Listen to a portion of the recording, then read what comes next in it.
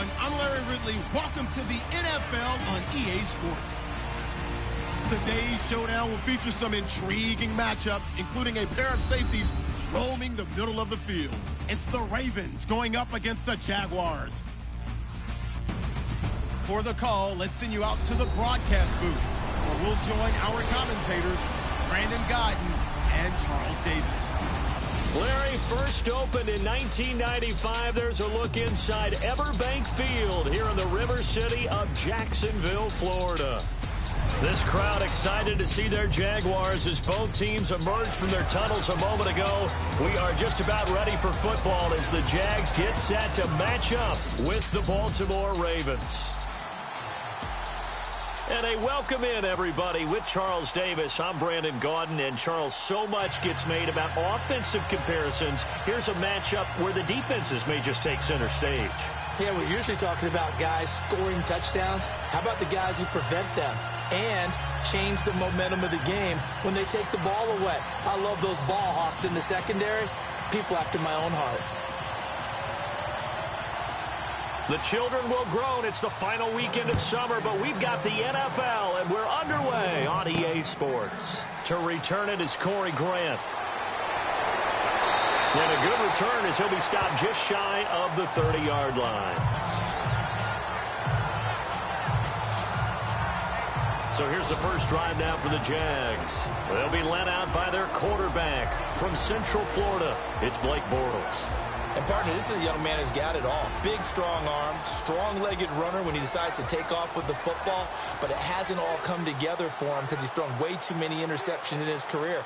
Has to take care of the ball better because when he does that, he can be one of the better starting quarterbacks in the league. Yeah, to your point, in 3 years, 51 interceptions. He's also fumbled 29 times.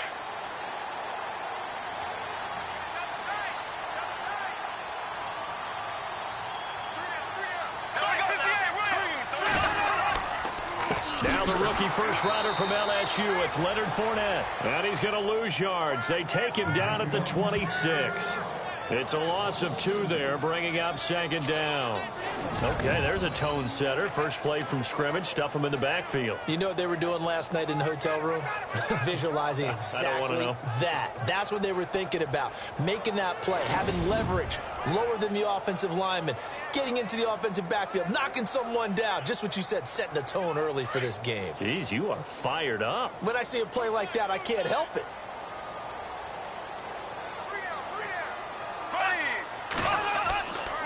On second down, here's Fournette. And he's going to lose yardage and be backed up to the 25. He'll wind up losing a yard on the play, and it'll be a third and about 13. That goes down as a loss against his rushing stats. But really, should he have to absorb that one? He had no chance on that play before they overwhelmed him. Pretty much on top of him before he could take his first step.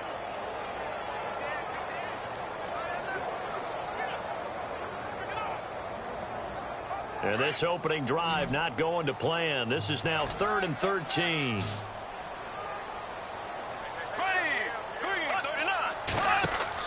They go play action for Yeldon. Now it's Bortles. Oh, he's got a man wide open, complete. And he takes this one just shy of midfield all the way to the 49. That one goes for 24 yards. I feel for some of these guys nowadays because it is so tough to be able to run with these tight ends. Their speed, their elusiveness, especially when they run across the field. Because you're not just running with him, you're trying to run through some traffic as well.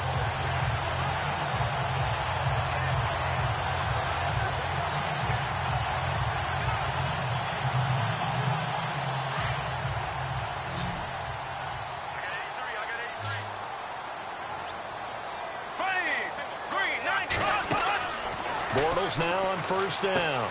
Throw left side complete. That's Lee. And he'll get it out to midfield. Looks like, yeah, they'll spot it right at midfield at the 50. Just a yard on the catch there. It'll be 2nd and 9. And the offensive unit now for the Jaguars. The Jacksonville Jaguars offense in 2016 truly expected to pick up where they left off in 2015, where they were a big play offense by the end of the season, whether it was running the ball or throwing it. but they had some inconsistency in the offensive line and weren't able to reach those numbers. They're hoping for a repeat of 2015 with their 2017 squad. Bortles on the give to Fournette. Takes to midfield, but no further. Just a yard there.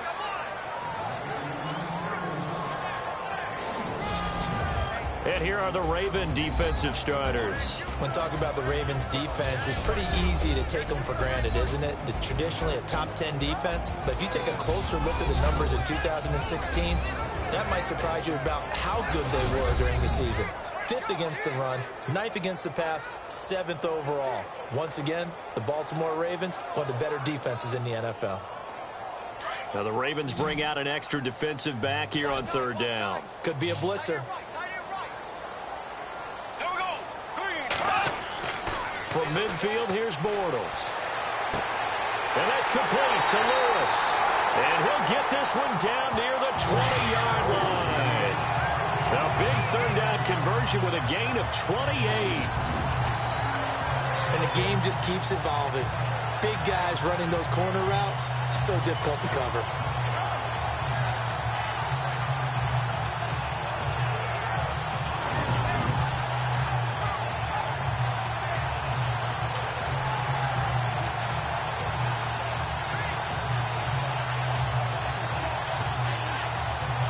So after that big gain, let's see what else the offense has up its sleeve.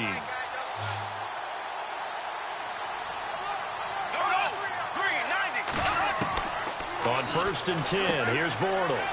He's going to flip that out to the flat. It's complete. And he will get this into the end zone for a Jaguar touchdown. A great effort there. A 22-yard touchdown grab. And the Jaguars drive right down the field and score on the opening drive. Didn't have anything downfield, swung it out to the flat. He did the rest. Such a staple of so many offenses we see now. You know, in our discussions with offensive coordinators, how many times do they tell us, hey, this offense is designed for either a touchdown or a check down. We saw the check down on that play, and boy, was this successful. We saw a touchdown, too. Jason Myers now for the extra point.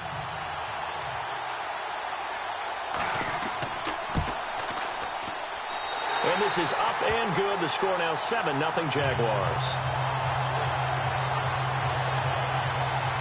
So that drives 7 plays in length. And it results in a touchdown for Jacksonville.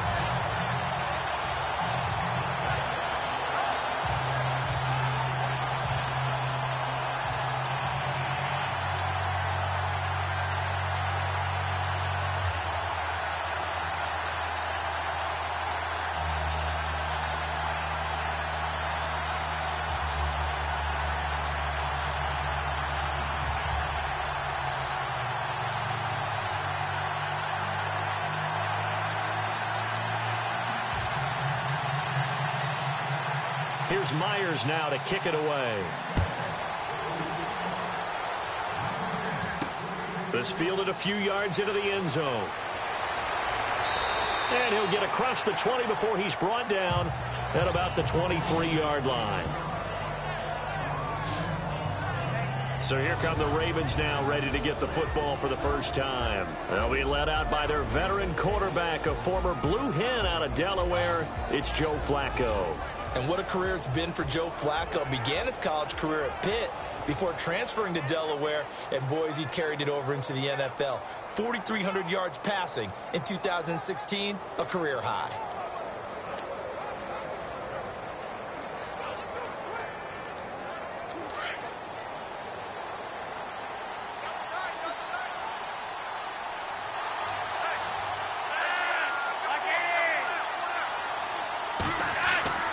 On 1st down, Flacco. He's going to leave this for his running back. It's complete.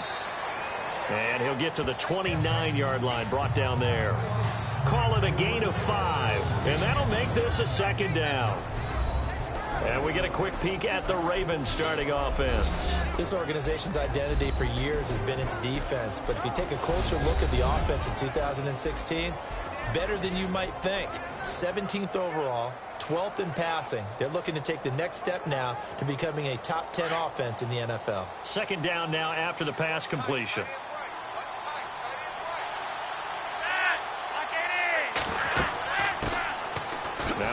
here for Terrence West. And he'll get it up near the 35, right at the 34 here.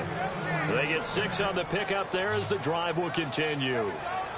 Partner, I think a lot of people thought that Baltimore would draft at least one runner. In fact, they didn't take any skill position players in the draft. So I think a lot's still going to fall on Terrence West. Well, he did have over 1,000 yards from scrimmage last year, a career high.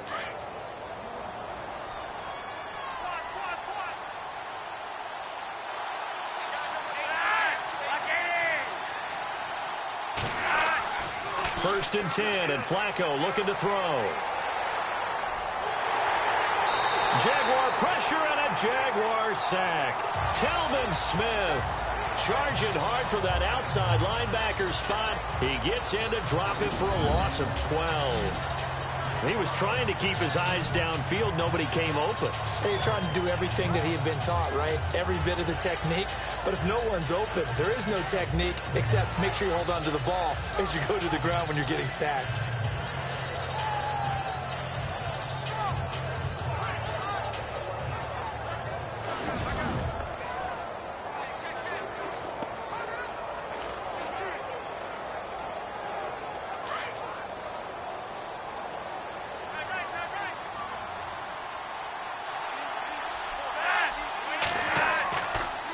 Here's West. And he got blown up on that play. Back at the 20. So he loses 3 yards there. Now 3rd down. All right, partner, let's go back over the last couple of plays. Sack, loss of yards on a running play. Not exactly the sequence that an offensive coordinator gets comfortable with when calling plays.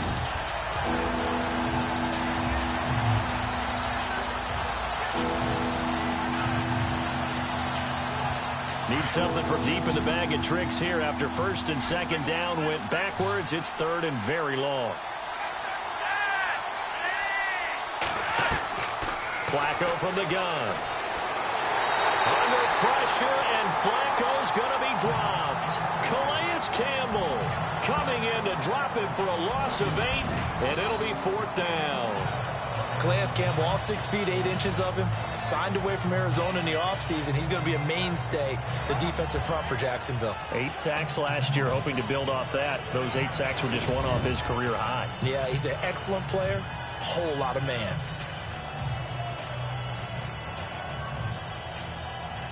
So on 4th down, here's Sam Cook to punt it away. Back deep for the Jaguars, Marquise Lee.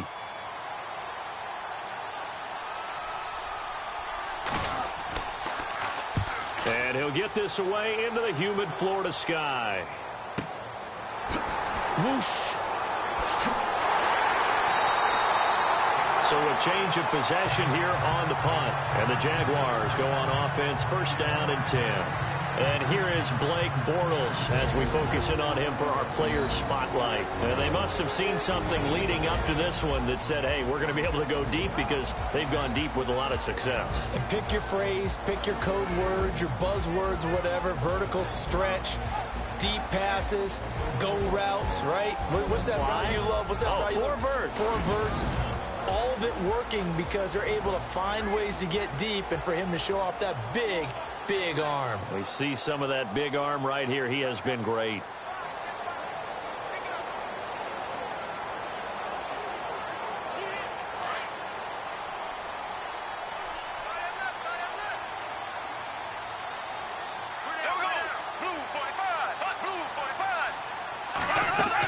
They'll start out on the ground. It's Leonard Fournette. And he stopped immediately there.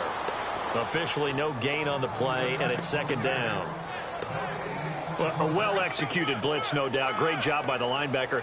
Maybe the quarterback, if he could have seen that, could have audibled there. Yeah, he needed to be in a different play because that one just meshed perfectly for the defense. All the gaps were filled except for the one the offense really wanted to run through, and that was filled by a big man wanting to make a tackle. And he made a great tackle. They'll run it again with Fournette. And he'll lose yardage on the play back at the 45-yard line. It'll be a loss of a yard, and that'll bring up a 3rd and 11 situation.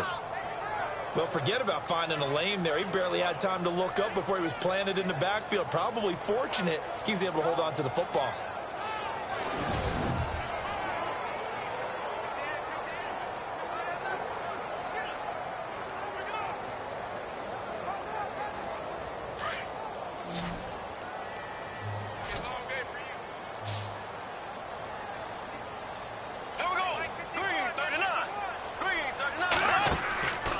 They fake the handoff. Now Bortles. And this is going to be incomplete. So possession 1 ended in 6. Possession 2 likely going to end in a punt. Yeah, that's okay. They just got to get back to what they worked on in the opening drive and continue to make a few adjustments along the way. It won't be exact because the defense will make a few adjustments themselves. Just get back to your game plan.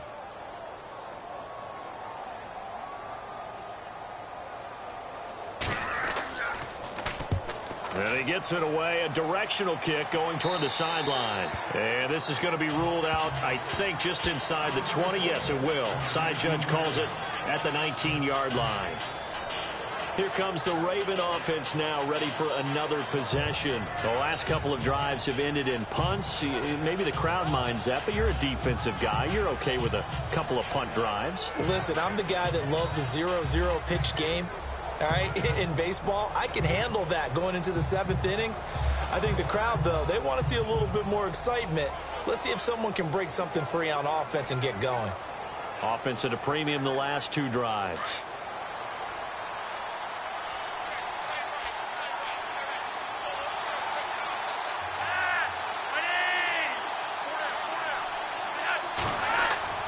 They start on the ground with West. And he'll power his way up near the 25. 5 yards on the carry. Good pickup on first down. Partner, I think from our experience together, we have learned that most offensive coordinators are going to tell you, if I'm going to run the football on first down, I've got to get at least 4 yards. They got 5 here. They've got to feel pretty good about that one. So 2nd and medium, 2nd and 5 now.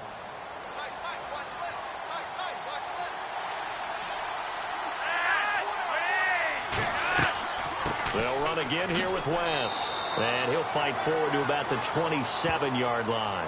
Still a couple yards short of the first as the 3-yard gain brings up a 3rd down. And we take you through the starting defense for Jacksonville. Jalen Ramsey was the 5th overall pick in the 2016 NFL Draft, and he more than lived up to the hype. Many people were wondering, was he a safety? Was he a cornerback? And most leaned towards safety. Instead, Jacksonville saw him as a cornerback, and he played terrifically. All-rookie team, one of the better young corners in the league in a short amount of time. So 2nd down was a run play. Now let's see what they do on 3rd.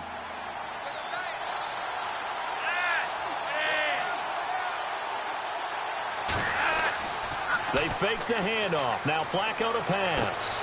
And he's got his man. That's Macklin. And they're going to get this one all the way out across the 45. And a nice gain of 21 yards.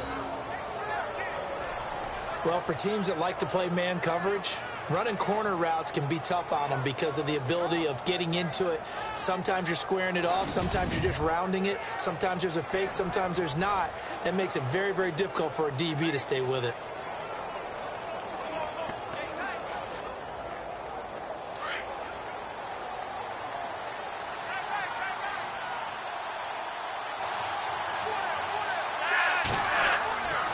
This is West.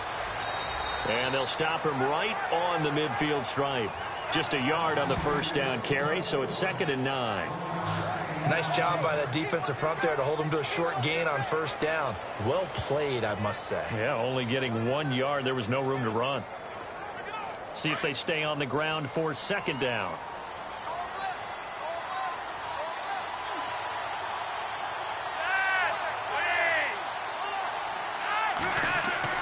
Flacco from midfield. And incomplete there. A nice hit. Jars the ball free and brings up 3rd down. It's a lot of contact going on there. And in the end, unable to keep 2 hands on the football and bring it into his body. Everything looked pretty good until the finish. And the Jags have 5 in the secondary here on 3rd down.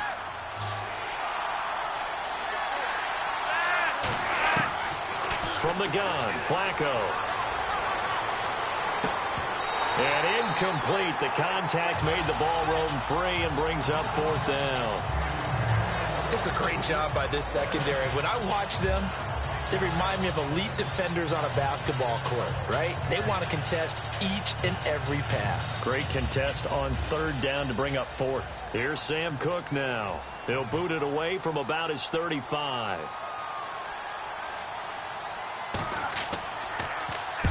And the kick's away as he angles this one for the sideline. And this will be up to the ruling of the side judge here.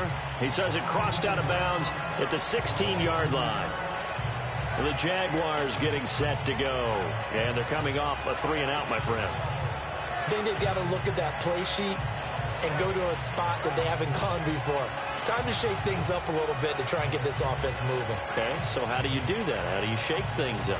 You look at what you've called before, realize it hasn't worked go to so something well, else. and maybe try and find one of those special plays from one of your better players, and maybe try and hit something big and get things going in the excitement area.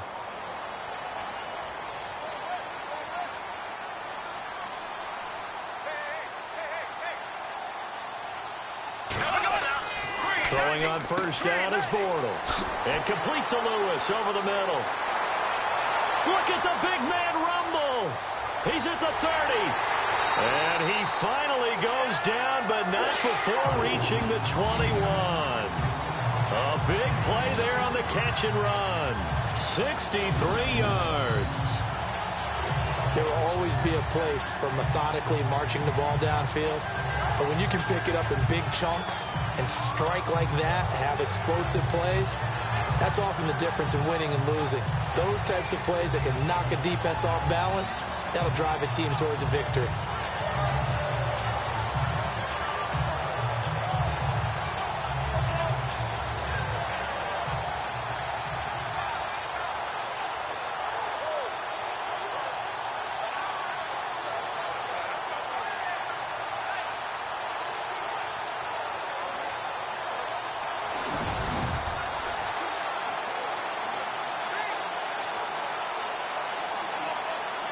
Fresh set of downs here.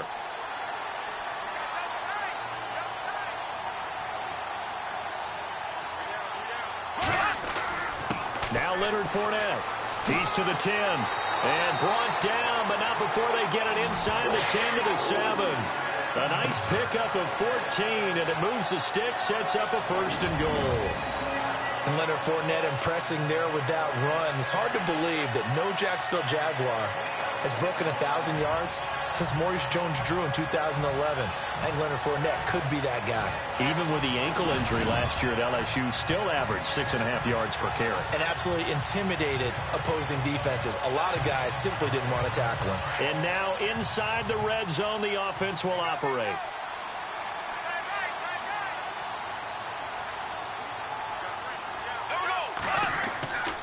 They'll try and run forward with Fournette. And he takes it in. Touchdown, Jacksonville. A great play there with his second touchdown of this opening quarter. And the Jaguars add 6 to their lead. He's showing the different ways he can hit you in this first quarter. One rushing, one receiving touchdown. He's showing us he's not just a stereotype, isn't he? Not just a guy who carries the ball in the backfield, can get out into space, make plays with his hands downfield. That's a pretty good combination right there. Defensively, you'd prefer to be going against the stereotype, wouldn't you? At least you know where he is, right? That gives you a chance to get more people to him and get him on the ground. And it's good to make it 14-0.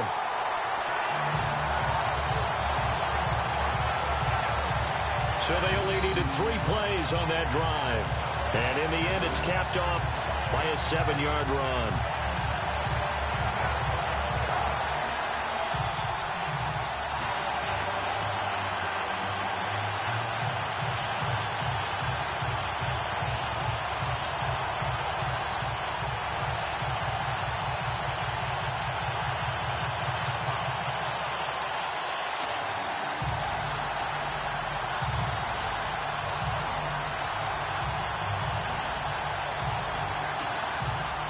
Here's Myers now to kick it away.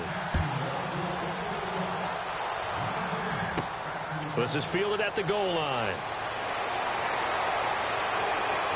And he'll take this across the 25, couple extra yards up to the 27-yard line.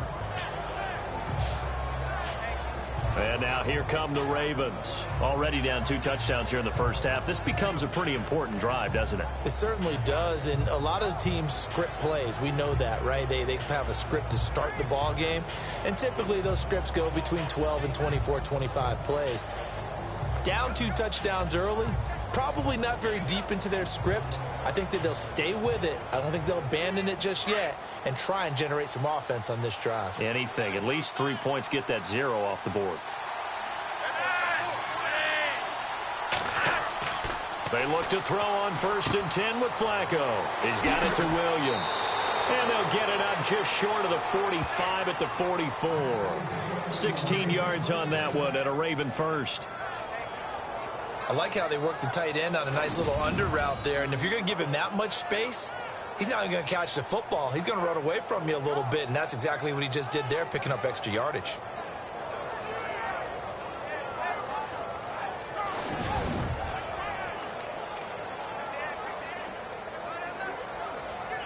Offense comes to the line now, 1st and 10.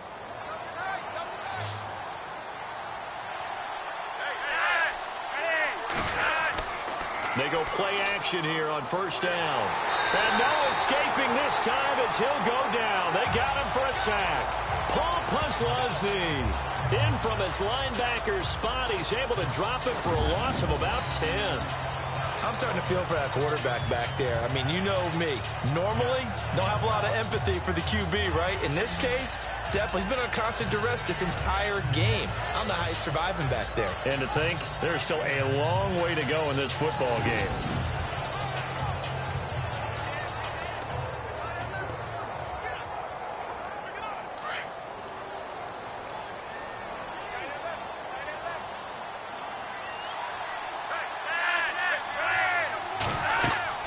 They'll run it now out of the gun. And he'll get this up to about the 40. Call it a 6-yard gain. Still plenty of work to do coming up. 3rd and 14. And there's a run to be happy with. Good, solid yardage. He'll take that anytime you hand the ball to a back.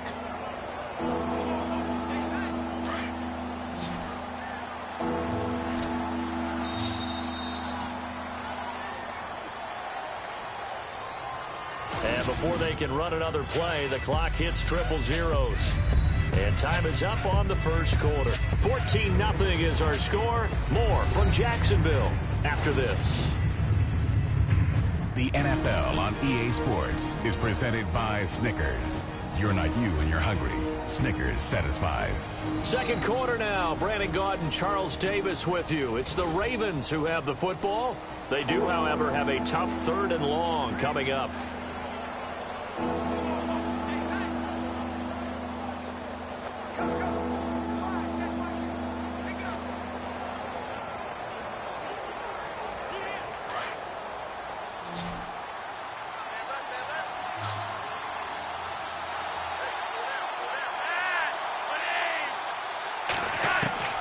Operating out of the gun, Flacco.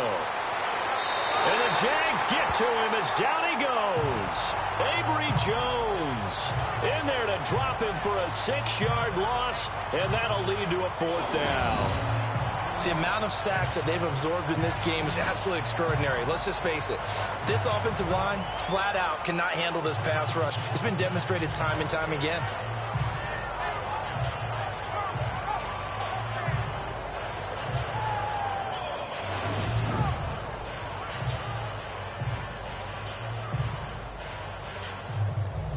Here's Sam Cook now as he's on to punt for Baltimore.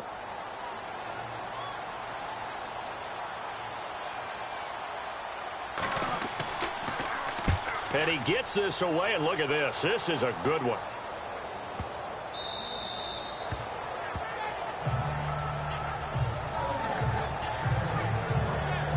Getting set to go again, Blake Bortles marches back onto the field with his offense. He's played a pretty clean first half, a touchdown, no interceptions. Frankly, that's what they expect out of it. They want to see the ball thrown and thrown well, and he's able to do that and put it in the end zone. They'd love to see more of that before this game finishes, but right now, he's got his team in a good spot. A good spot, maybe looking for touchdown pass number 2 here in the second quarter.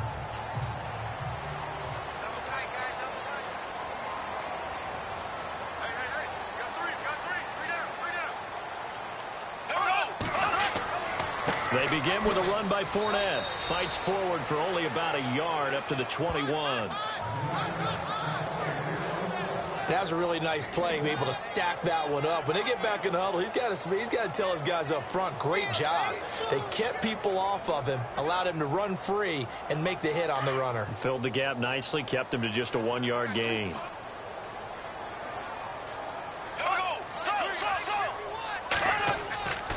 Again, it's Fournette. Oh, and now he bowls him over. And he's going to get this one across the 30-yard line. 10 yards there, good enough for a Jags first down. I love it. A scout told me that with his running style, this guy's always the hammer, never the nail, but also has the ability to break it off big, too. I was on the field for a game he had last year at LSU, and there were some college boys warming up, and then Leonard Fournette walked in. He is a man. Full grown.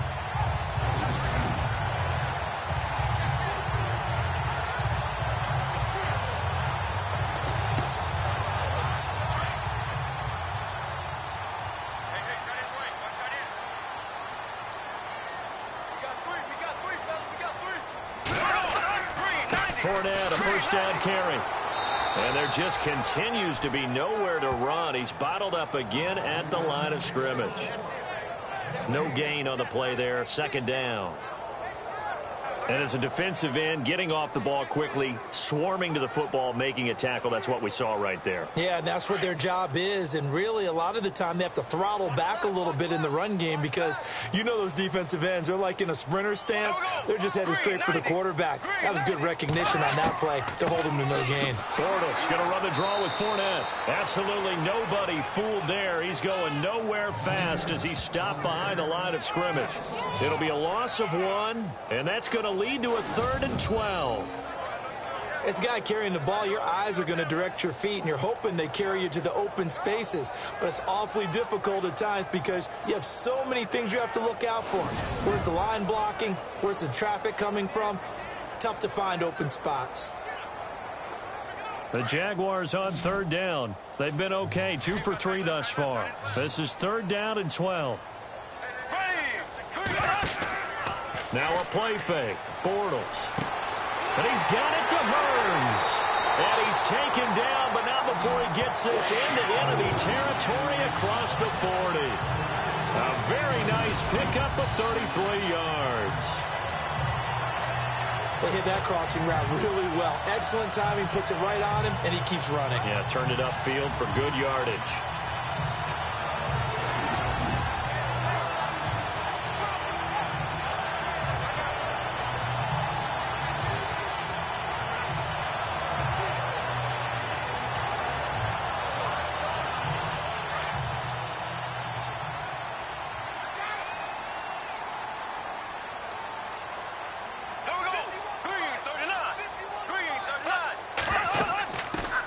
Now they run with a backup. It's Chris Ivory. And after the good gain last play, this time they say, as he's going to be stopped behind the line of scrimmage. And frankly, Brandon, we're talking about things I'm not sure we ever thought we'd talk about in the NFL. And a lot of that is the speed at the linebacker position.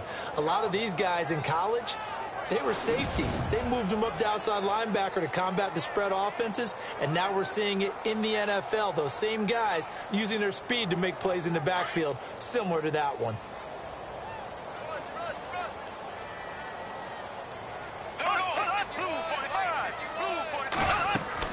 They keep it on the ground. This time it's Fournette. And a short gain there down to the 37-yard line.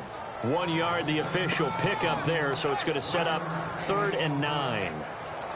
But that call makes sense because they've been throwing it well on this drive, and once again they show passing formation, showing the shotgun. Then they ran out of it. That's a nice play by them defensively, though, to hold it to a short gain.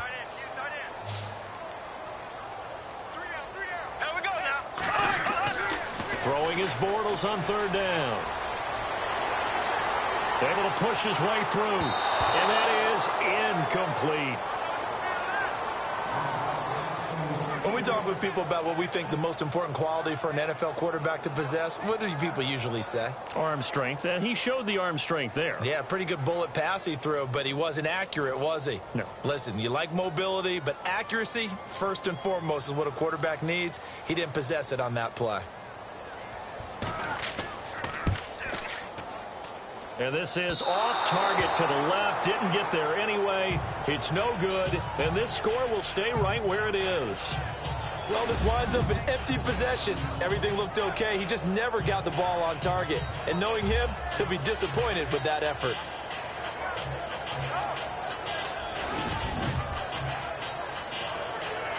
It's the turn now of Jeremy Maclin and company again on offense here. With them losing here in the second quarter and his limited productivity so far, you'd have to think they're going to try to look to him a little bit more, right?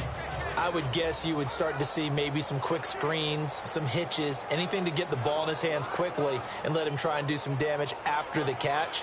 Or maybe just flip some formations and keep him isolated where it's more of a one-on-one route and get the ball to him. I say just 4 verts, right? Hey, why not? 4 verts. One of the best routes in football. Hard to cover each guy all the way along the route. So far, just 1 catch for him.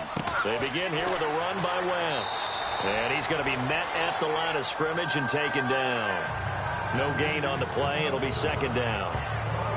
No gain on that run, and while the team is down, there's still time to come back and win the football game. If I'm the offensive coordinator, though, I've got to think about moving at a faster pace and maybe opening things up a little bit and throwing it a little bit more.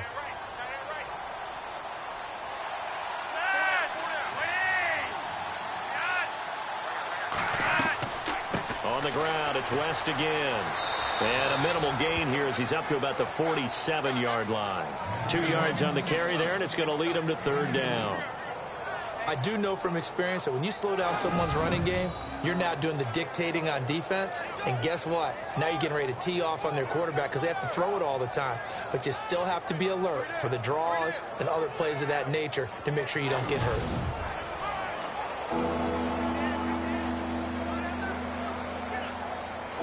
The Ravens on third down. They've only converted once in 4 tries. This is 3rd and 8.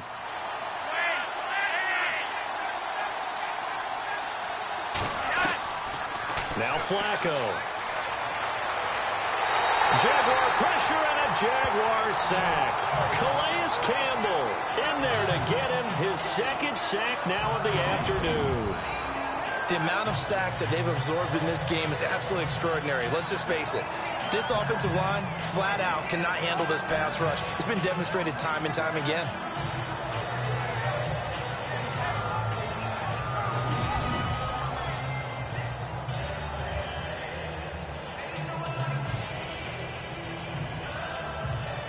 Here's Sam Cook now as the drive goes backwards, so he's on to punt it away.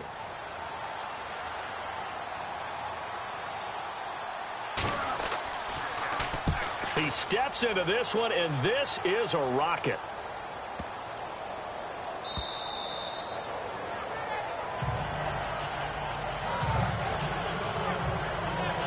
The Jags and Leonard Fournette making their way onto the field. He's been good. His guys are winning. So far, the recipe working here in the second quarter. And he doesn't like to just tote the rock. He wants to carry his team on his back. And that's what he's done throughout this game. Yeah, he's done that. He'll be hoping to continue that trend.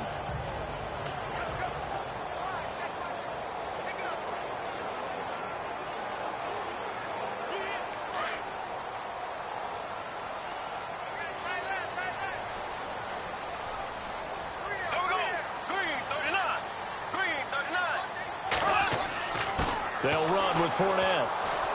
And nice yardage right off the bat here as he's up to about the 24-yard line. It's a 6-yard pickup, and it gets him to 2nd and 4. Let's talk a little football 101 here, because one of the keys to advancing the ball downfield, success on first down. Huge difference, as we know, between 2nd and 4 and 2nd and 8 and 9.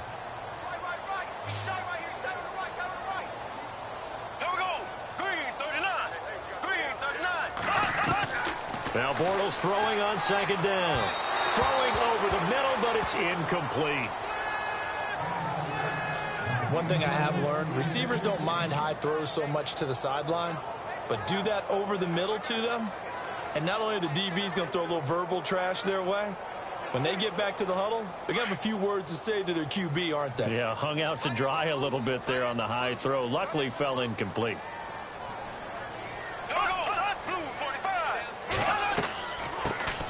Here's a carry for a former starter. This is T.J. Yeldon. And he's going to have the first down, yardage to the 35. 9 yards on the pickup there, and it keeps the drive alive.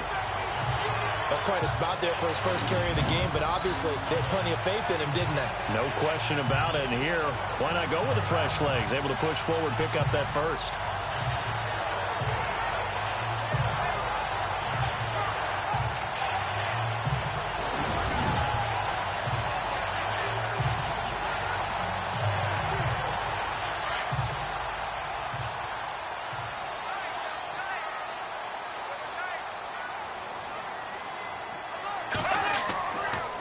This is Fournette, and he'll get this up to about the 40.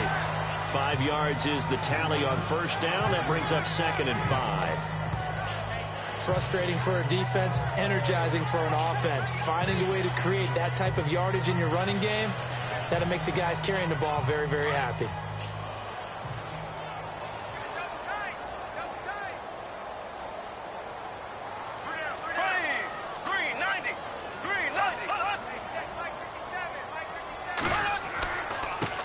Fournette. And he'll push this forward only to about the 42-yard line. It'll be a pickup of a couple, and it leaves him with a 3rd and 3. In order to play really good run defense when you're playing a 3-4, those 3 guys up front, the nose tackle and the guys they call the defensive ends, they're usually big, big people because they're going to have to eat up a lot of blockers because it's usually 5-on-3. And when they do their job well, guys who play on the inside, those inside linebackers, they're able to just roam and hit. The Jaguars on 3rd down. They've converted 4 times out of 6. Not bad. Here it's 3rd and 3. Here we go now. Blue 45. Blue 45. They'll try and run for it with Fournette. And he will be brought down at about the 43 that time. Just a yard on the run there. That's going to bring us to a 4th down. You know, we might start getting some props here in the booth. You know, that one that says the D and then the fence that you put up next to it. How about that? They brought out the jumbo package and still couldn't move them off the line of scrimmage enough to pick up that first down. Impressive. They were ready defensively for that jumbo set.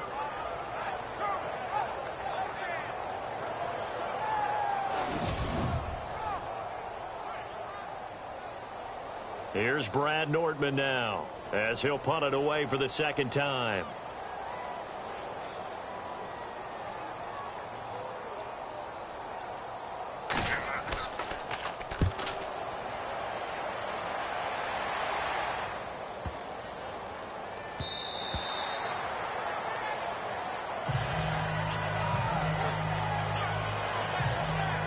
Let's look now at Jeremy Maclin. They've got to be thinking, how can we get him a little bit more involved here? 2nd quarter, you're down, and really, he's been out of the mix. I would agree with that, and oftentimes you hear, well, we're just taking what the defense is giving us, but sometimes that's just not good enough. Sometimes you have to take what you want, and that means getting him the football. Yeah, so far just a single catch in this game.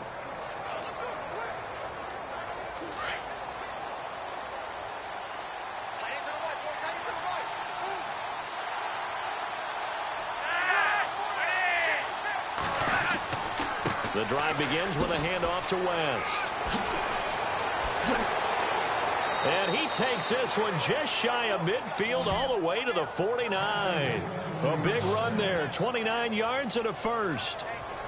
And that's something that's been lacking in Baltimore's running game the last few seasons, the ability to really hit on a big run. Last year, their longest run was just 41 yards all season, 4 yards per carry near the bottom of the league.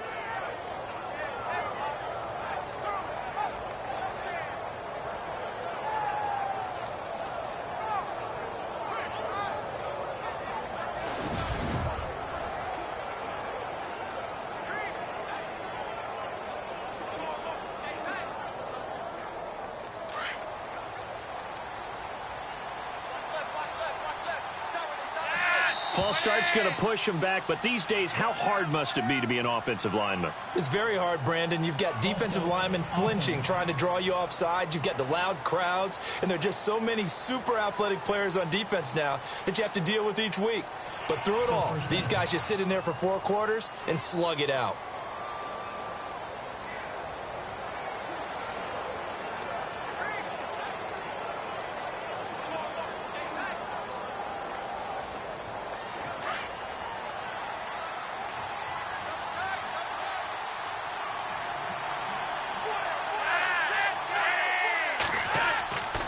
Now West.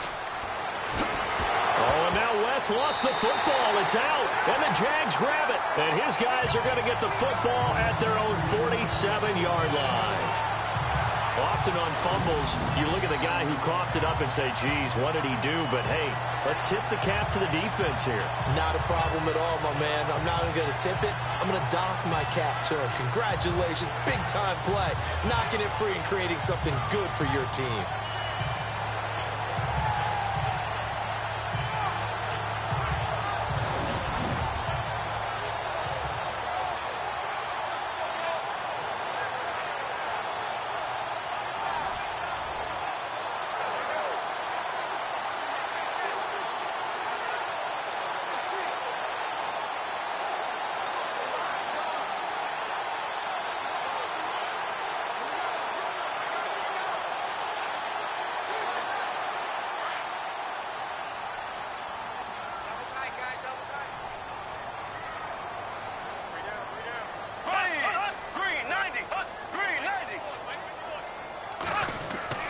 Now after the fumble recovery, it's Bortles.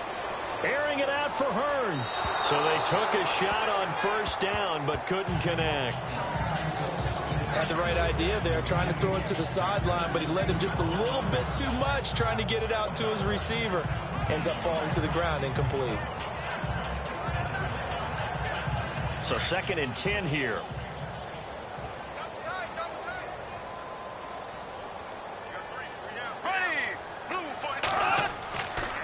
Fournette. And nothing doing. He's immediately taken down at the line of scrimmage.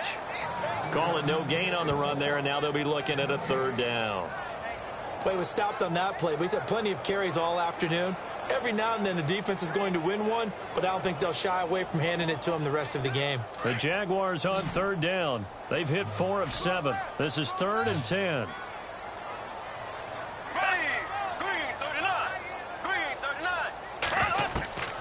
Working from the gun, it's Bortles. That's incomplete, but there is a flag down, so hang on. A big call coming on 3rd down.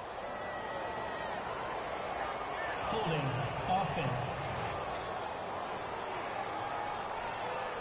So instead of giving them another 3rd down, they'll decline it, brings up 4. Now that's smart football right there. You don't even have to really spend a lot of time considering it. Just know that you're probably going to get the ball back. Good job declining that penalty.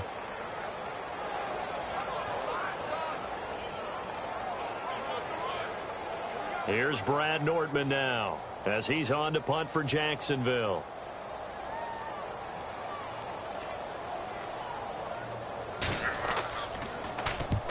He's been a busy man here in this first half as he gets it away. And no return here. Where will they spot it? They say just outside the 20-yard line. Now the Baltimore offense heading back out onto the field. And a fumble last time. Ball security. Talk about it all the time in the National Football League. They've got to be better at it on this drive. Don't you think that when every team gets together for the first time, I don't care if it's OTAs, mini camps, first day of camp in the regular season, ball security comes up about, what, the second sentence of the coach's address? And those are so many drills focus on that. All the time, and they do drills to make it even tougher to simulate game situations. Doesn't always work out, though. They'll run it with West. And nice yardage right off the bat here as he's up to about the 24-yard line. It's a pickup of 4, and it'll bring up 2nd down. When you find that kind of yardage, you couldn't be more confident as a ball carrier. And guess what? You're going to go back and tell your offensive coordinator, I'd like to keep carrying it, thank you. 2 minutes to play here in the first half. Back with more from Jacksonville. Don't go anywhere. We'll be back after this.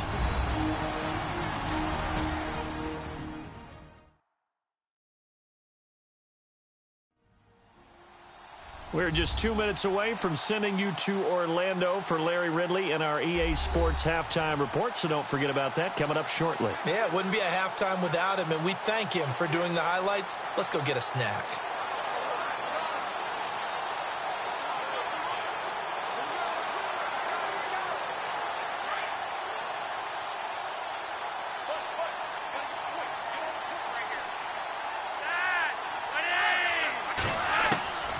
On second down, Flacco to throw.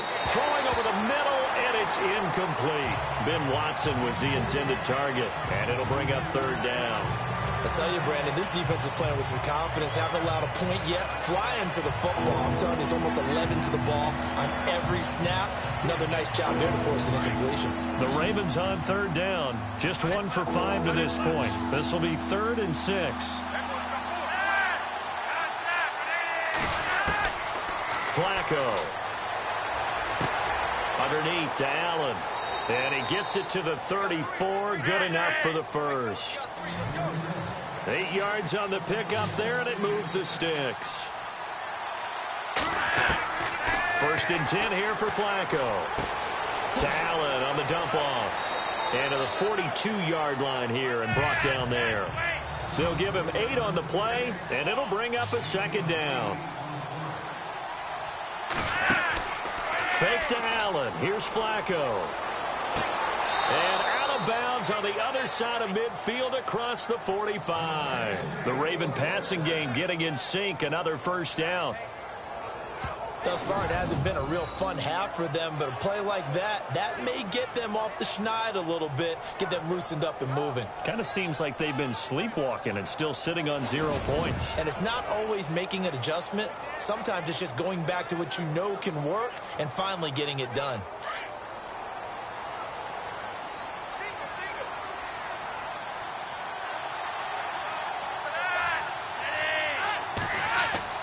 Throwing here on 1st down, Flacco. And his throw's going to be incomplete. He was trying to get it to Brett Perriman there. And now it's 2nd down.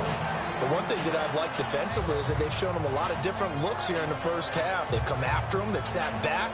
I think that's what you need to do to keep an offense guessing. And they certainly have kept them on their toes. That's why they haven't had much success on the scoreboard.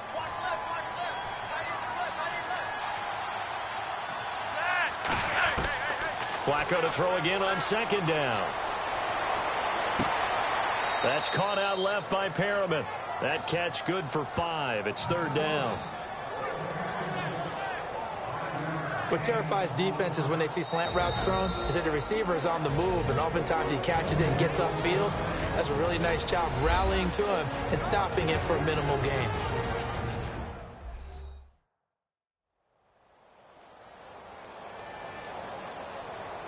So the offensive unit called the TO, and now we are ready to resume play.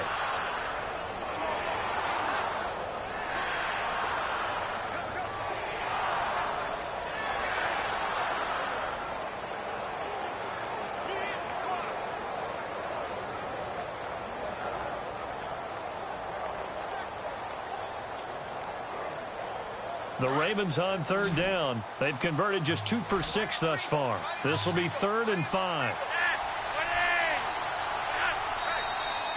Now flags come in. I think one of the Ravens got going a little early. False start, offense. And that'll set them back 5. Still 3rd down.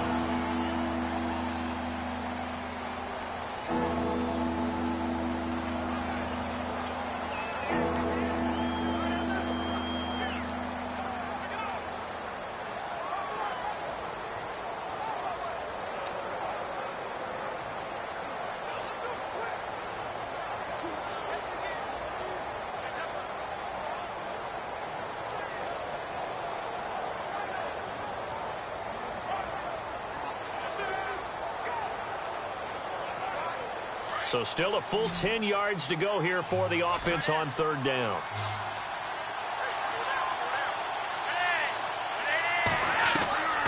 Flacco will take to the air again. And it's hauled in by Ben Watson. And the stop here will come at the 38-yard line. Just a 5-yard pickup, and it leads to 4th down.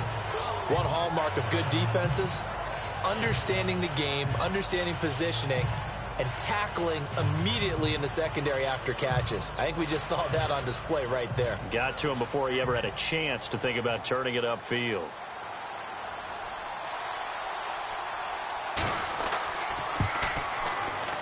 And that is no good. And this score will stay right where it is. And this is one of the risks you run when you attempt a long field goal. If you miss, the defense takes over the spot of the placement. So now they've got a chance to get one more drive in before halftime.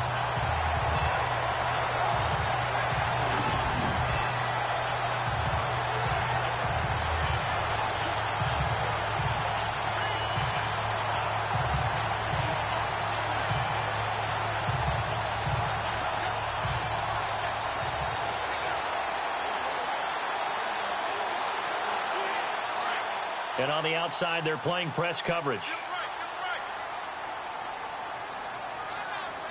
Black 58, rail!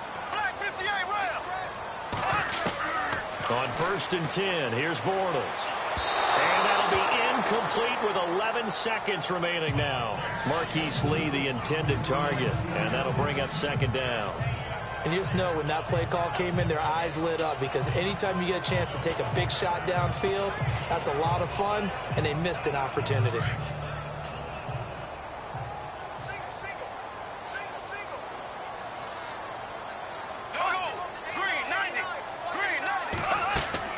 Back to the air on 2nd down. It's Bortles.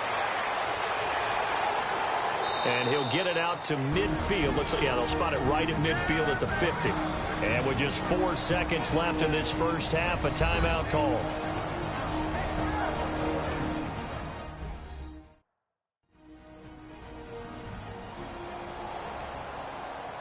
And we are back here. I'm Brandon Gaudin alongside Charles Davis. So the offense takes the timeout.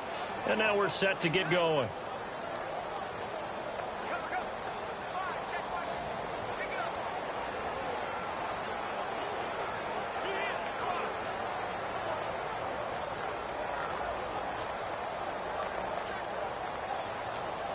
The Jaguars on 3rd down. They're at 50%, 4 for 8. This will be 3rd and 6. Here we go now. Blue 45. Blue. Now Bortles a give to Yeldon. And some room to maneuver. So we come upon halftime with our score 14-0. As we send you downstate to Orlando to check in with Larry Ridley and our EA Sports Halftime Report. Okay, Brandon, thanks, and welcome everyone to our EA Sports Halftime Report. Let's get to the highlights. The Jaguars are happy to be sitting in the locker room with a lead. The Ravens won't panic either. They know they just need to take it one play at a time. All right, let's roll the highlights.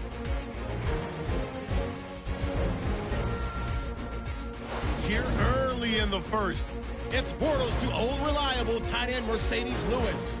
And he'll eventually be brought down, but not before getting to the 22-yard line. Jaguars now later on the drive. Broken coverage here on the pass play. And this long run goes for a touchdown, giving them an early lead. Hit to late in the first. They run with their powerhouse, Leonard Fournette. And he'll go in from 7 yards out. That puts them on top by 14. Now 3rd and 8. Campbell's got the sack here. This ends up as a huge loss in yardage.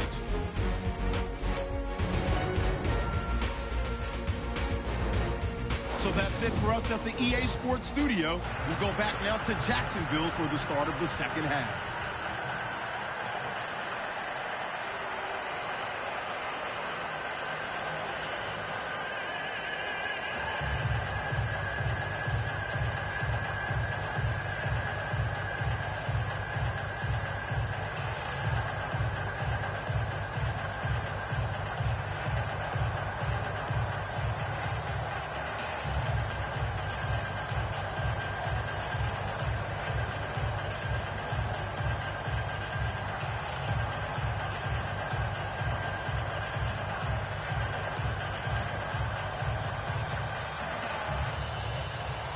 Both teams appear ready for the fight ahead, and we resume action here in quarter number 3. That'll be taken in the end zone. And he won't return this one. He'll go down to a knee, and they'll start at the 25. Out come the Ravens now. They'll go on offense first here in this third quarter. They come out here with a 0 on the scoreboard. What was said in that locker room? That's what I want to know. I would love to have been in there, because we often have the feeling that there's a lot of shouting, screaming, people upset. But typically, halftime locker rooms are a lot more clinical than that. And in this case, are they upset that the plays weren't working because of execution? Or did they think they were just bad plays to call? Yeah. We'll find out pretty quickly here if they feel like they had something going, but they just need to do it a little bit better or not. We'll find out. And to give this time to the tailback. And he'll go down right at the 30-yard line. Give him 5 on the carry there, and it'll be second down.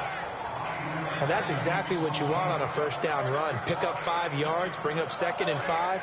The defensive line, though, they've got to figure out a way to out-leverage the guys up front because the offensive line is winning at the point of attack.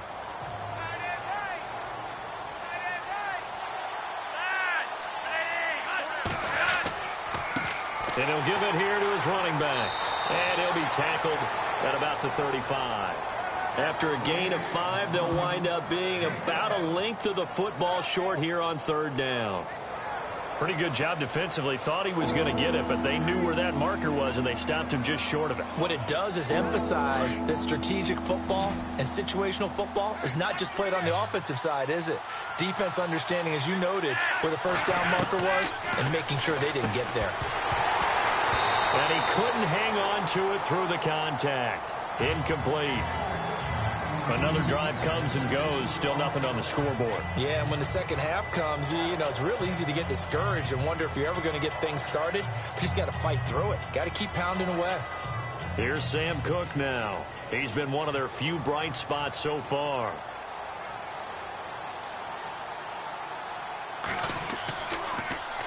And he deserves a bronze leg as he gets this one away. A big kick, 50 yards that time with a return of 4. And the offense will take over with a new set of downs. Now we take a glance at the offense as they work their way back out for their first possession of the second half. This is sort of what you would call a put-away drive, isn't it? I mean, they score here, especially a touchdown. It's almost out of reach. It certainly feels that way, and I think that they're going to call their plays accordingly because what you really want to do, even though you know the scoreboard is still up there and the game's going to go on, you think you can take the spirit away from another team, that their drive and will to come back and win can be taken with another score right here. It's still third quarter, but you just get that feel. Yeah, they're teetering right there on the brink, aren't they? It's caught right side, it turns. A gain of 32 that time. So how do you beat man coverage? First of all, you want to be a superior receiver, but you know something, that guy who's covering you, he's usually pretty good too. So the corner route is usually a great spot to get it done.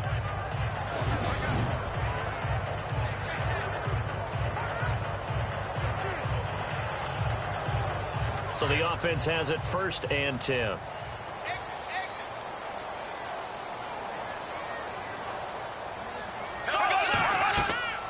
They'll run it now out of the gun. And he is met at the line of scrimmage, and he goes down right there. Call it no gain on the play, and it'll be 2nd down. So nothing there, but maybe you blame that on the blocking. Yeah, at some point, you've got to win at the point of attack. And on that play, that was all the defense. They made it happen.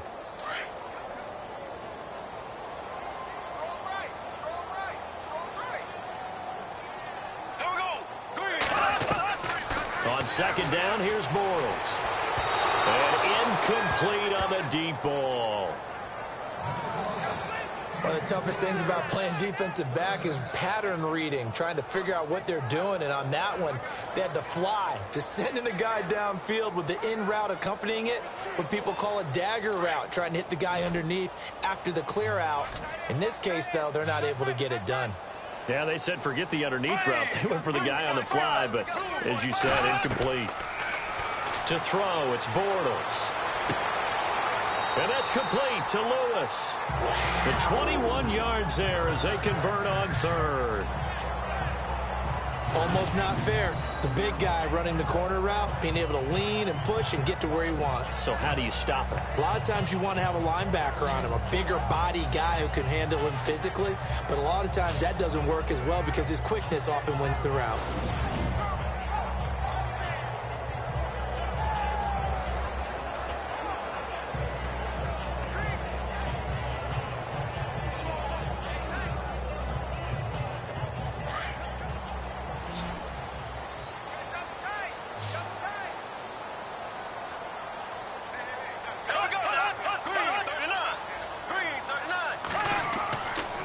play fake here on first down. And no escaping this time as he'll go down. They got him for a sack. Well, that play was the very definition of fast, quick, and in a hurry. Suddenly, he was there. Yeah, blink of an eye. That happened fast and a big sack.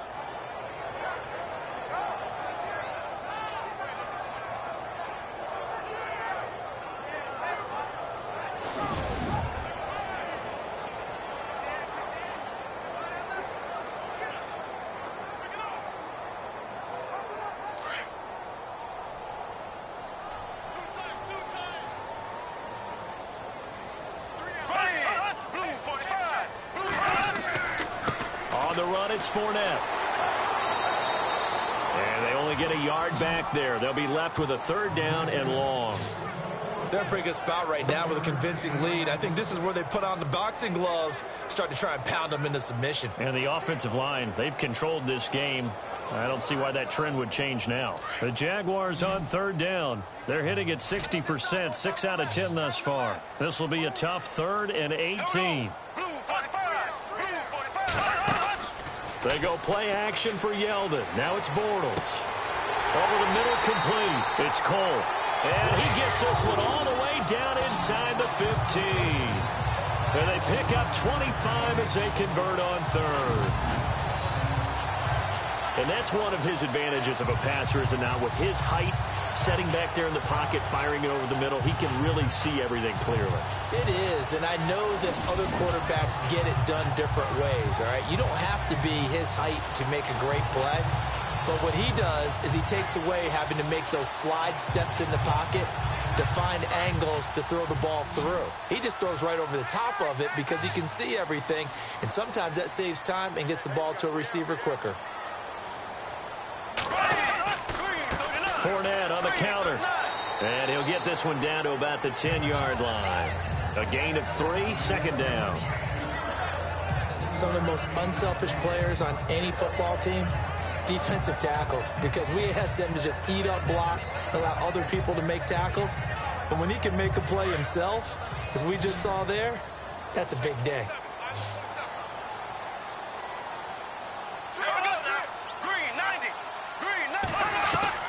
Bortles to throw on second down. And the hit jarred it loose. It's incomplete.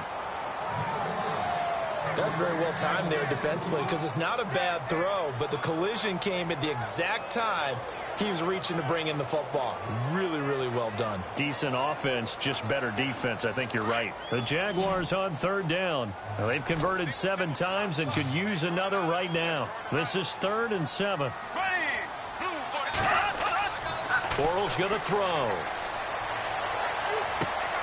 His pass caught at the 4. And he will have the first down before he's brought down at the 3. They're able to convert on third down, and that sets up a 1st and goal. Well, they've had a great, impressive drive going here, and that pickup ensures the drive continues. And not only do you continue the drive, which is demoralizing for the guys on the defense side of the ball right now, but you make your own defense happy. They're able to get a little more rest over on the sidelines while this one continues downfield.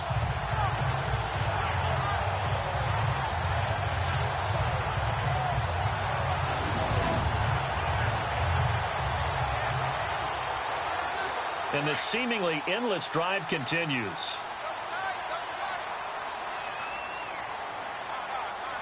They come out here in the eye. They'll try to punch it in with Fournette. And the D not yielding much there. He's only going to get a yard to about the 2. Well, they certainly had success throwing the ball in this drive and not as much running it as we just saw once again on that last play. Stopped after a very short gain. But I wouldn't abandon the run totally because otherwise, pass rushers just tee off on your quarterback. Makes it very, very difficult for him in that situation. Here we go now. Blue 45. Blue 45. 2nd and goal from the 2-yard line. And he'll take this one in for a Jags touchdown. A great effort there. Taking it in from 2 yards out. And the Jaguars add on to their lead. Still plenty of time left in the game, but now starting to pull away a little bit. Get some breathing room with that one. And I don't want people to think that NFL locker rooms are cookie cutter, that everyone's saying the exact same thing in every situation. But I do know that all 32 teams have an emphasis on starting fast. Game, the second half, no matter what, whether it's first 5 minutes, first 3, whatever, this was a big score to start the second half. That one in the books as a 12-play drive. And it's culminated by a 2-yard touchdown run.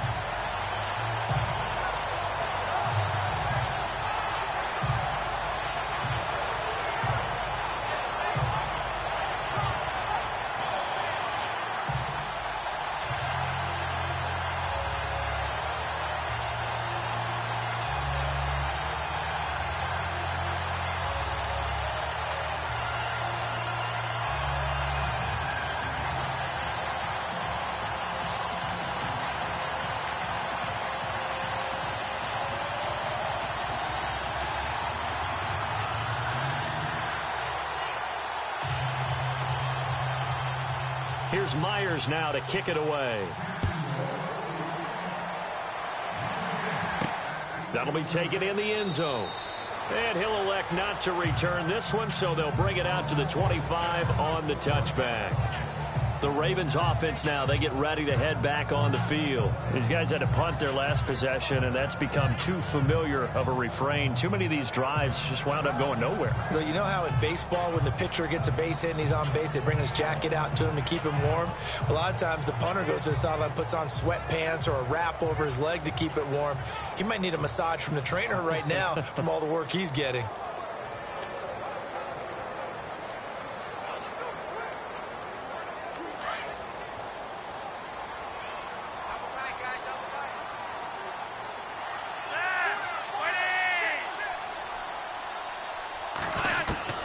First and 10, and Flacco looking to throw. Firing quickly here, and that's complete. 7 yards, the pickup on the pitch and catch.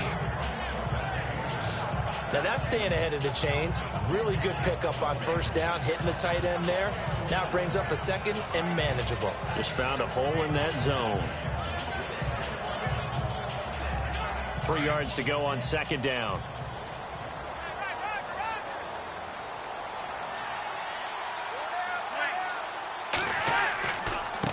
Now a handoff here to his running back. But just 4 yards on the pickup, but that's good enough to extend the drive. So many teams want to throw the ball in this situation nowadays, but I love watching a team that has enough confidence to go ahead and run the football in that situation. That's almost a tendency breaker.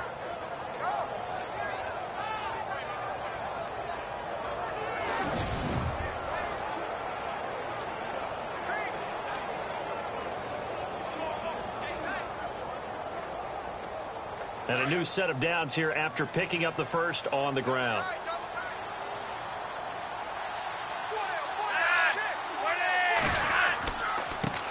And to give this time to the tailback. And he went nowhere. Well, he went backwards, back to the 33. A loss of a full 3 yards, and now it's second down. What do you think, Brandon? I like the intensity this defense is showing right here in these first few drives. They're not just holding the line because they're doing their job, but they're doing more than that, aren't they? They get a nice push into the offensive backfield. And a great example right there for the loss on the tackle.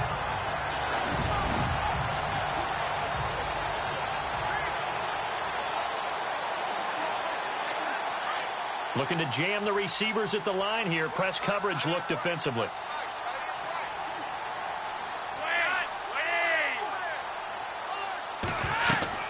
Second down, Flacco now. Looking left side, that's caught by Macklin. And he'll be taken down, but not before he gets into enemy territory. And a nice gain at 21 yards.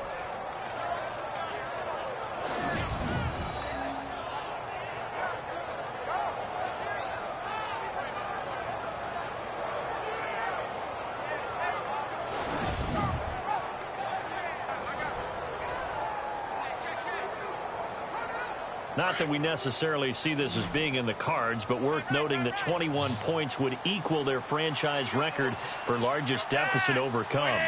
Certainly plenty of work to do between now and then. Setting up to throw, Flacco. Looking middle, and it's incomplete. Mike Wallace, the intended receiver. That'll bring up second down. Let's face it, if you want to get back into the game, these are the kind of throws you got to hit. He's wide open right there. Got to be able to get it to him, don't you think? And those are the throws that haven't been available to them every time he's dropped a pass. Yeah, that's a big miss.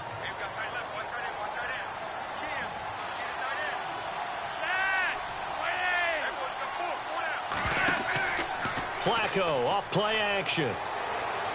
And his throw here's incomplete. Well, not to get too overcritical there because he knows what he's doing, but his shoulders looked a little off kilter there when he threw that. I don't think you're being overly critical there. You're just analyzing it, and he gets those shoulders right. That pass will go from incomplete to complete. The Ravens on third down. They've struggled to the tune of 2 for 8 so far. This is 3rd and 10. Operating off play action. Flacco. Nowhere to escape, and he goes down. Calais Campbell able to disrupt yet another pass play. His 3rd sack of the afternoon. This has been a tough one for this offensive line. It appears almost like they've been on roller skates this entire game, the way they've been pushed around. 6 sacks given up in this one.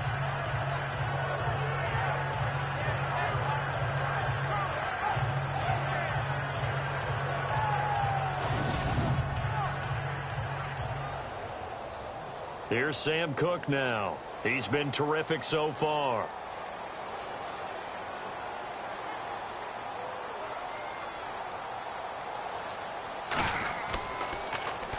He gets this one away, and boy, it's another boomer. And problems spreading to the punt team now. This one goes all the way into the end zone on the fly, so that'll come back to the 20. Out comes the Jacksonville offense as they get set to take over here. Last time they were out here, they had the benefit of good field position, led to a touchdown. This time, they're going to have to work for it. They are, but with that last drive that culminated in a touchdown, I think they carry that confidence into this one. Doesn't matter where you start with the football now, they have to feel great about their opportunity.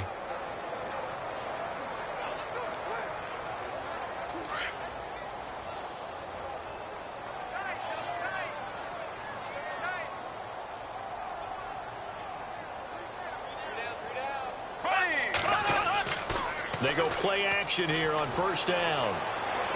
And his throw is incomplete. The veteran tight end Mercedes Lewis, the intended receiver. And that'll bring up 2nd down. I know our vantage point might be a little bit better way up here, but that looked like an ill-advised throw to me. I didn't see anything open, and this play just didn't look right from the beginning. It did not. I thought he might get outside and just chuck it away. Dangerous pass, incomplete.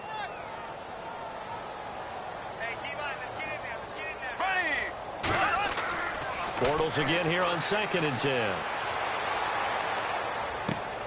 Looking left side, and he's got a man. It's Lee. That throw good for only a couple. It brings up 3rd down. He decided to run a hitch route. It really helps to have a guy who can turn it loose. And, boy, he rifled one in there on that one. Not much run after catch, but it worked really well.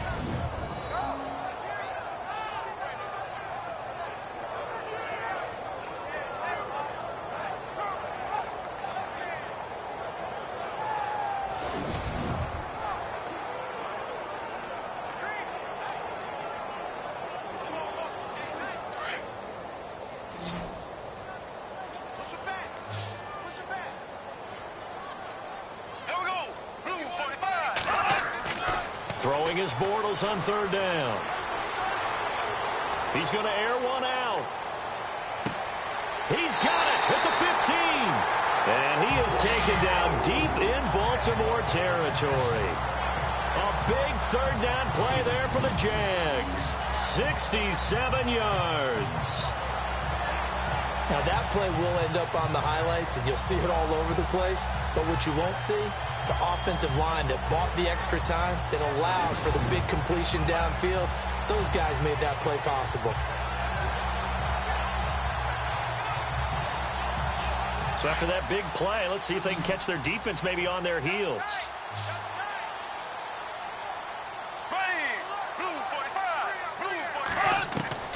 Bortles now on 1st down. Into heavy traffic, and it's intercepted. Picked off by the longtime Charger, Eric Weddle. And a big turnover there as his guys will get the football back. They needed a break. They needed to make a play here in the third quarter. Defensively, they did that. Now they got to go quickly and get some points on the board. And the best part is that they made their own break. Taking the ball away. Now they just look at their offense and saying, guys, let's go. Come on, capitalize on this one. Getting set to go again as we look at the back, heading onto the field again. And there are the numbers. Got off to that torrid hot start. We thought he was in for maybe a career day. Not the case. No doubt about it. It almost looks like a misprint after what we saw in the first half. But let's give a little bit of credit to the guys on our side of the ball. They went in at halftime, made a few adjustments. And you know what else? They didn't lose their confidence in their ability to play. Because a lot of times you get beat down in the first half. It gets ugly in the second half. They've come out with a new resolve and a renewed determination.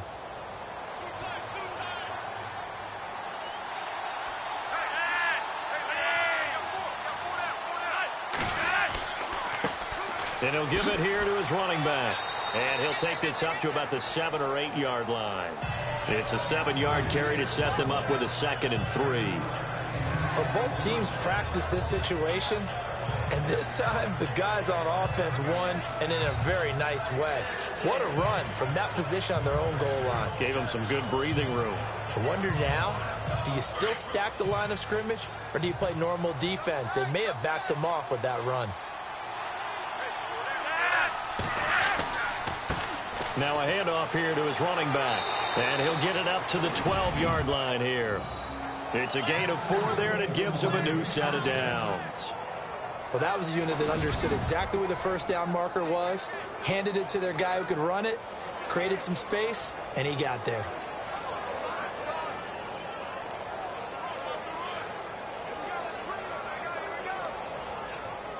So the run moves the chains, and here we go on first down.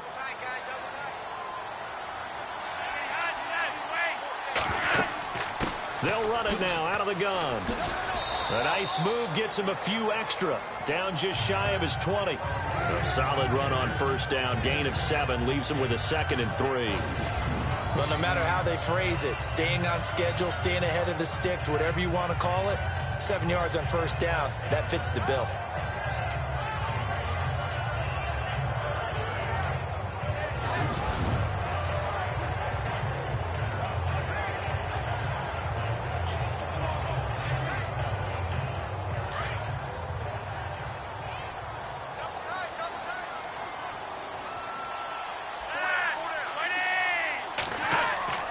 Play action. Flacco. He's going to air one out. And they went for a big play through the air on 2nd down. Couldn't connect. Now it's 3rd. And attempted a deep ball there, and they didn't get it. But, boy, they're going to need a few of those to actually hit in order to get back into this game. Good thing they do have a little bit of time here still left in the contest. Decent-sized deficit, but not one that they can't manage. The Ravens on 3rd down. Not so hot. 2 for 9 to this point. This time it's 3rd and 3. And they give this time to the tailback. And he picks up the first before he's taken down at the 29. 10 yards there, good enough for a Raven first down. Man, these guys may not win this ball game, but you certainly can't fault the effort of this man here today. He's been a real thorn in their sides all afternoon. And that last carry puts him over the 100-yard mark.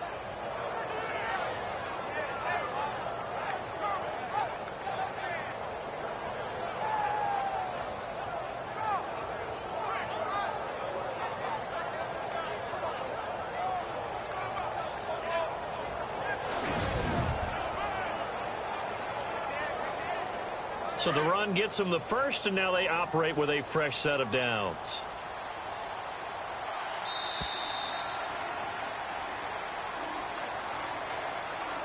And as they come to the line, they will not be able to get off another play as time has run out on this 3rd quarter. We'll return with more after this. This is the NFL, and it's on EA Sports. Back now in Jacksonville. A lot of happy faces in the crowd at this point as their guys have a big lead here to start quarter number 4.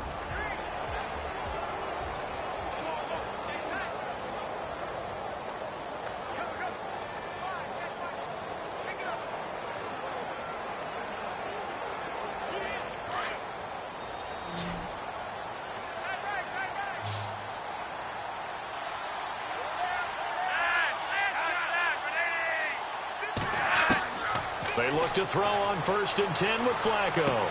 He's got it to West on the dump off. And he'll be brought down right around the 37. It'll be a gain of 8 yards, and it'll be 2nd down. He's already proven to be a factor in the running game on this drive. Now he gets involved in the passing game. I think what we're seeing here is the modern version of workhorse in the NFL, being able to run it and catch it with equal proficiency.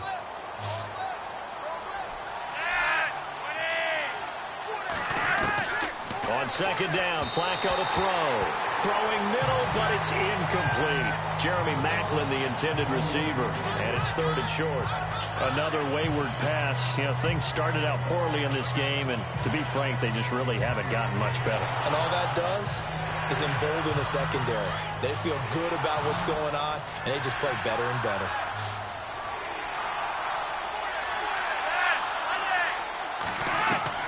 Looking for 2 yards here on 3rd down. Flacco. Oh, had his hands on it, couldn't bring it in. Pretty symptomatic of how this game's been going.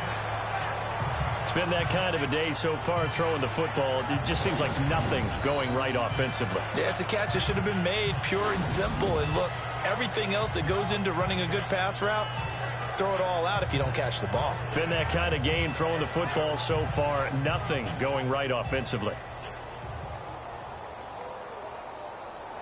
Their already slim hopes are going to ride on this one. They'll go on 4th down.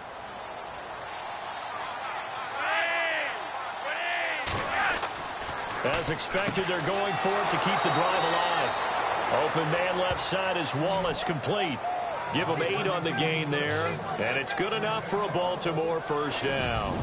Felt compelled to go for it there on 4th down, trailing in the 4th quarter. They got it done. And there's always a lot of pressure on a 4th down call. Doesn't matter the distance. You still have to get it done, as you noted, and they did.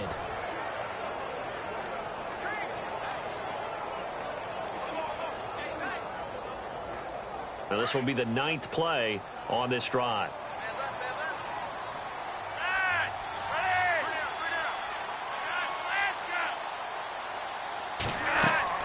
On 1st down, Flacco setting up the screen for West. And he'll get it out a couple yards shy of midfield at the 48. Only 3 there on the screen at 2nd down. You got the big lead defensively. Willing to give them that underneath stuff, right? And this is why you work on your tackling. Tackle them after the catch, inbounds, keep the clock running. Just go ahead and bleed the game out that way.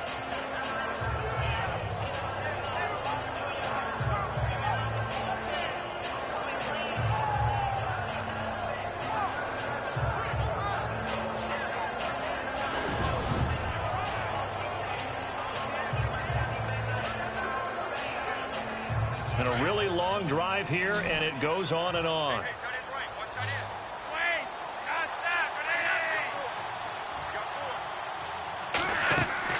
And again, it's Flacco to throw. Allen here on the screen.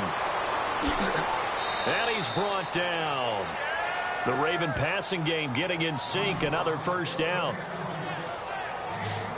When you run a screen pass really well, you got to like the look of it because so many parts come together to make it work well. The offensive linemen, where they're faking people out, the back slipping out there, catching the football, then all of them going together as one unit downfield.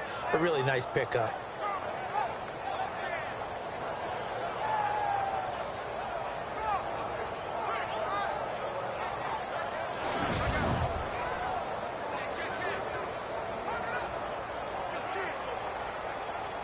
First down and 10 now for the offensive group.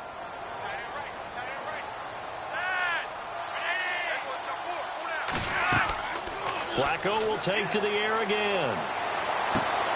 Now they go screen. It's complete. And he works it to the 30-yard line here, right at the 30. A good 1st down call as the screen play gets him 9. For a second there, I thought that might break big. Screen pass. Looked like it was coming together. Looked like there was an opening. Still, ended up with a solid game. Well, just play after play after play on this long drive for the offense.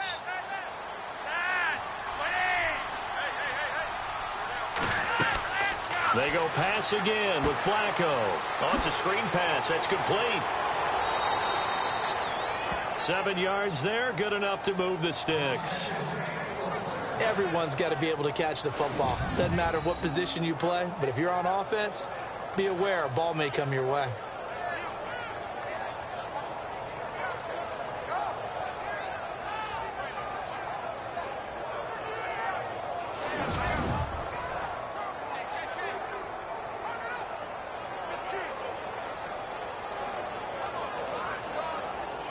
This is turning into a bit of a death march here, the 13th play of this drive. And now whistles here and a flag down. Looked like someone got going a little early. False start, offense. Now they nabbed the rookie there for the 5-yard penalty. So much going through his head. You know it just has to be, right? All of his assignments and realizing every game he plays, one of the better players in the league will be opposite him.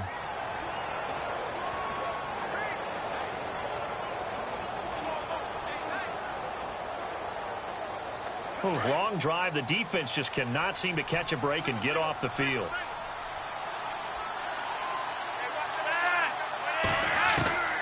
Once more, it's Flacco. Throws a quick hitter on the slant. That's complete. And he'll be a couple yards shy of the red zone here at the 22-yard line. Not a big window to throw. Coverage wasn't too bad there. Yeah, they had him under wraps pretty well, but somehow able to muscle his way open and catch the ball. So they complete the pass, and now they face a second down.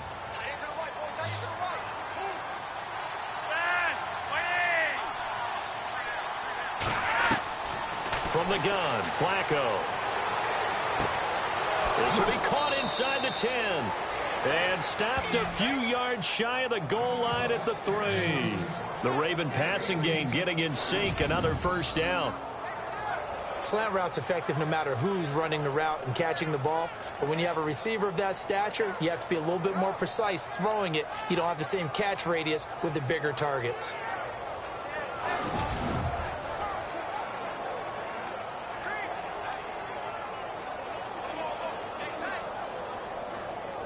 And this seemingly endless drive continues.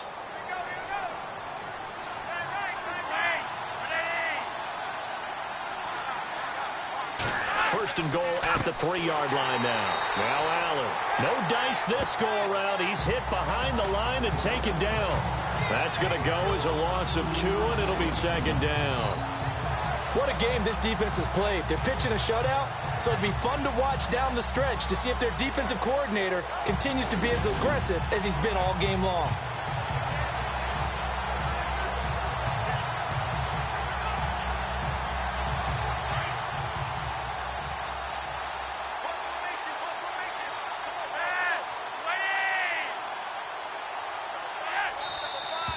Now flags come in.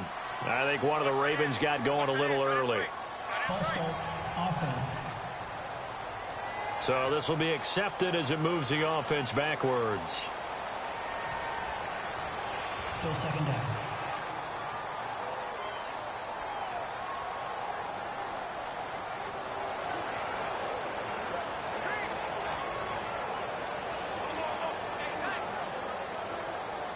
And a really long drive here, and it goes on and on.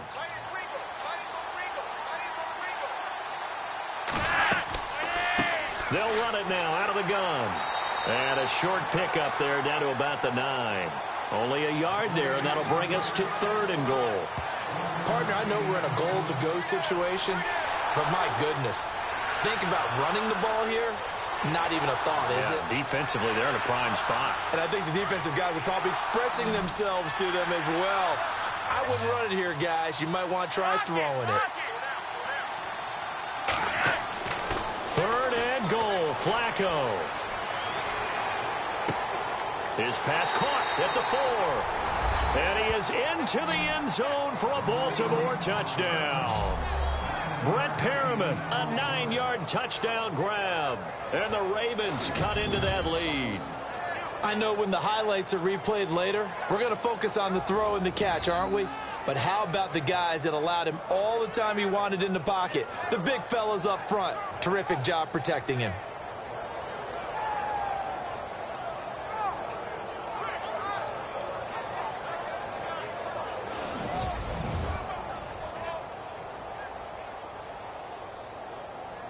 Justin Tucker for the extra point.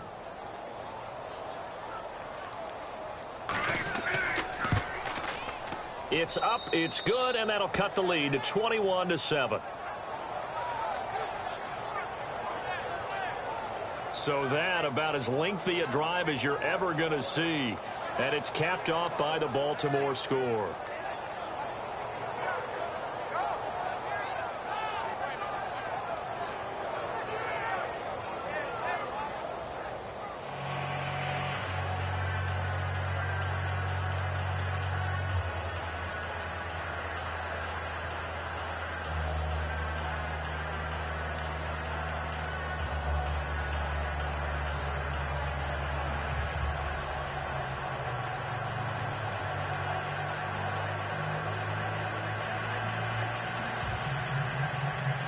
Here's Tucker now out to kick this one away.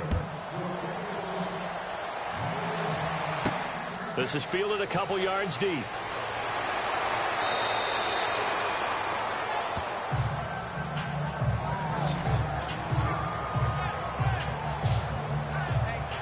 And out now comes Jacksonville as they get ready to go. And there are parts of their last drive they'd like to emulate. And of course, they'd like to forget the inning, the interception. But they did put together, Charles, a nice sustained drive to get him down the field. Yeah, and unfortunately for them, the only thing that matters is part two, right? Because once they threw the interception and finished off the drive, that does them no good to go back and say, well, you know, we had a good one going. Finish things off. That's the only way you can get it done.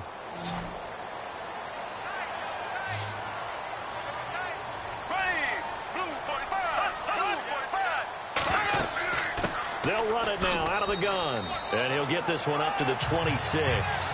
3 yards on the pickup there, and it'll be second down.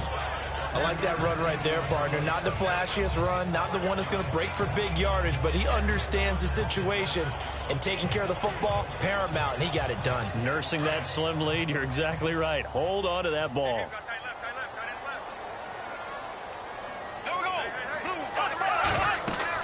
On second down, here's Fournette. And he's able to take this one up to the 35-yard line. It's a 9-yard gain, and it keeps the drive moving. It's always been funny to me, Brandon, when coaches always talk about on hot days like the one we have here, well, it's hot for both teams.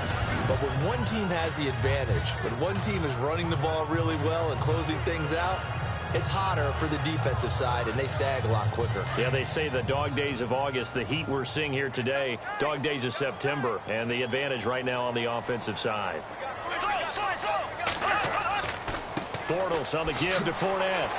And he'll get this up to about the 40. 5 yards on the carry. Good pickup on first down.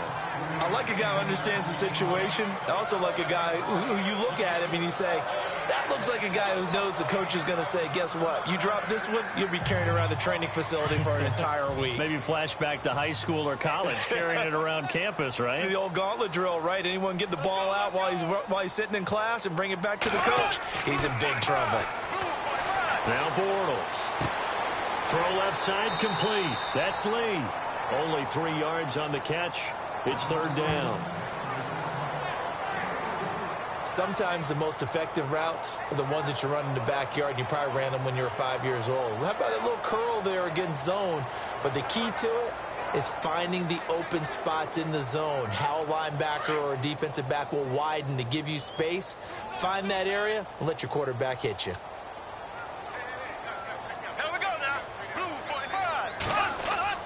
On third down, Fournette. 10 yards there. Good enough for a Jags first down. Oh, that's one to warm the hearts of all those old school football players, isn't it? Tough, hard, gritty run. Got behind his pads, bowled over a few people. Look at that one, right up the gut. Saw through 3 quarters. No reason to lighten up now.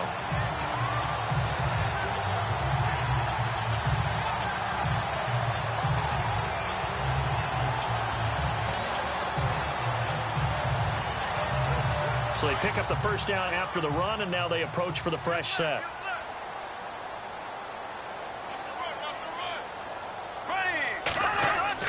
Now a play fake here on first down. To the sideline. Wow, what a catch. Doesn't get a lot out of it, but he is able to keep the feet in bounds. It'll be a 2-yard gain, and that'll make it a second down. Was that a receiver? Yeah, actually it was. It was a running back who was a receiver on the play. Ike's been spending time in the receiver drills getting his feet down. Well, those guys out of the backfield, they got to be good, agile with their feet. He showed the agility there with a toe tap. No doubt about it. It's like he'd run to ballet school. Got the toes down and stayed in bounds. Here's Ivory. And he gets this inside the 35-yard line. That one good for a gain of 13 for Jacksonville and a first down. As many games as the two of us do, I would hope that one day we'll be able to solve this riddle. Why is it on a hot day that one team has more trouble with the heat than another, and especially when you can't stop a guy running the ball? You know it's September in the booth, though, when you and I have both removed our coats, and those were gone in the first quarter. They were gone in the first quarter, and what we're watching now is a defense mentally giving in and sagging a little bit because they haven't been able to stop it. Clock running, under 4 to play now as they come up on 1st and 10.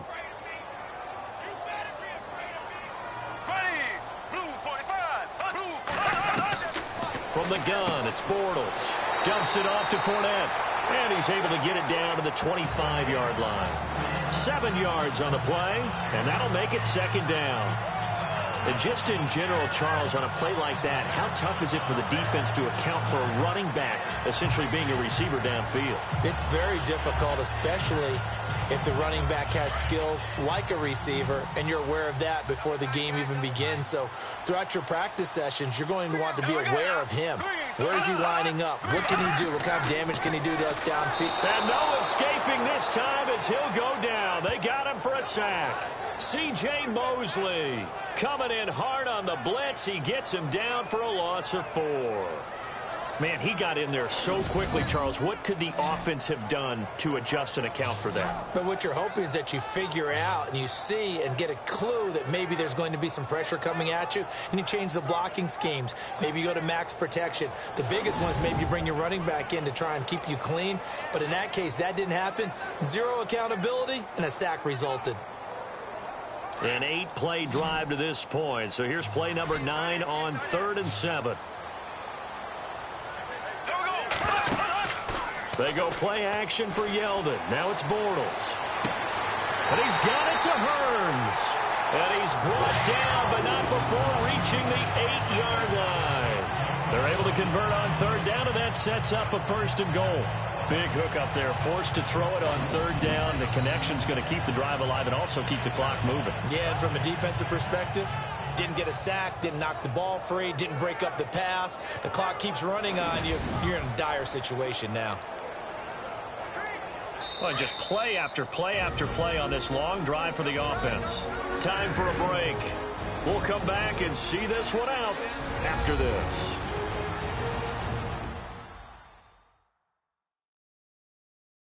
So it's Jaguar football here as we welcome you back. And let's see what they've come up with offensively after having time to talk it over.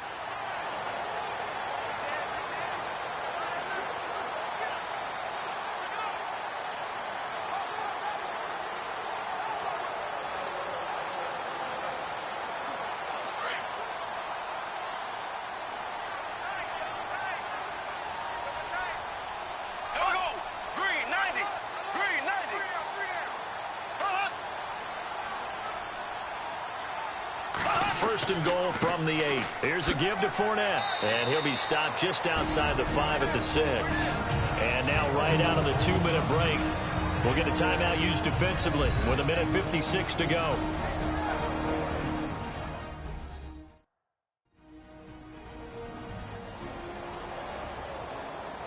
The defense, they got a little bit of a breather. Now they're back and set as we resume play.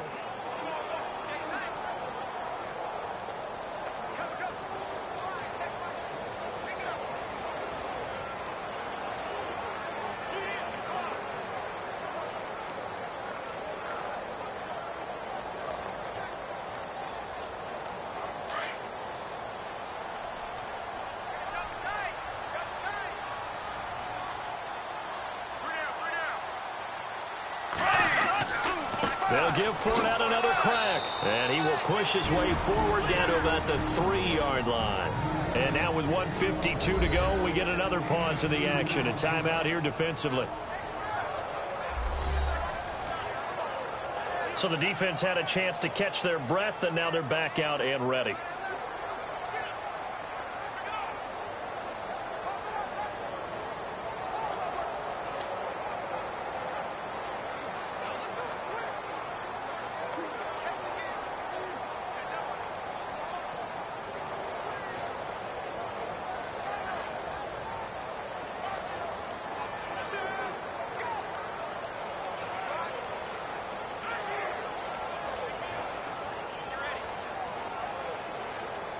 They've gotten it down to the 3, but now this is 3rd and goal. Here we go now. Here's Fournette. And he will fight his way into the end zone for a touchdown. A great play there. A 3-yard touchdown run. And the Jaguars add 6 to their lead. Is it okay if I break one of our rules, partner, which is to never call a game over until it's over? Because this certainly feels like it's over after that drive. Yeah, that was spirit-crushing, wasn't it? And now you just kind of felt the air go out of the balloon. Yeah, they were fighting so hard to stay in there, and they knew they had to stop them on that drive. But when they were unable to, I think you're exactly right. You could see them sag on their sideline, and I think this one might just be over. So that drive spans 13 plays, and it ends with a 3-yard scoring run.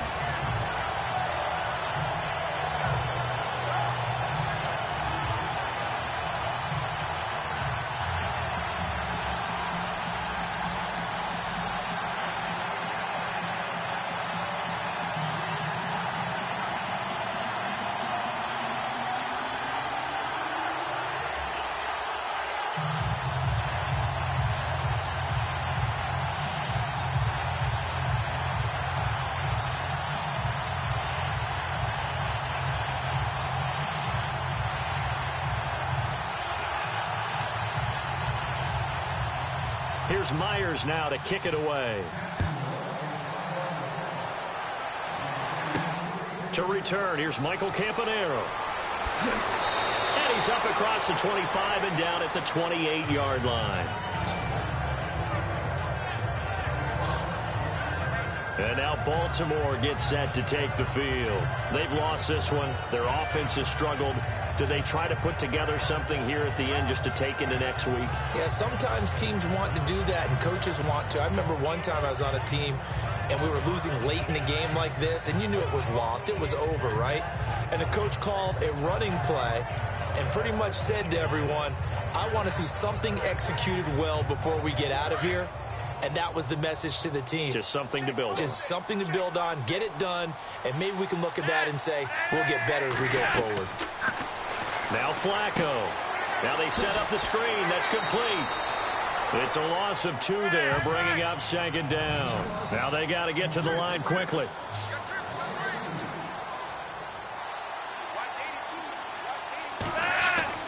Flacco here on 2nd down.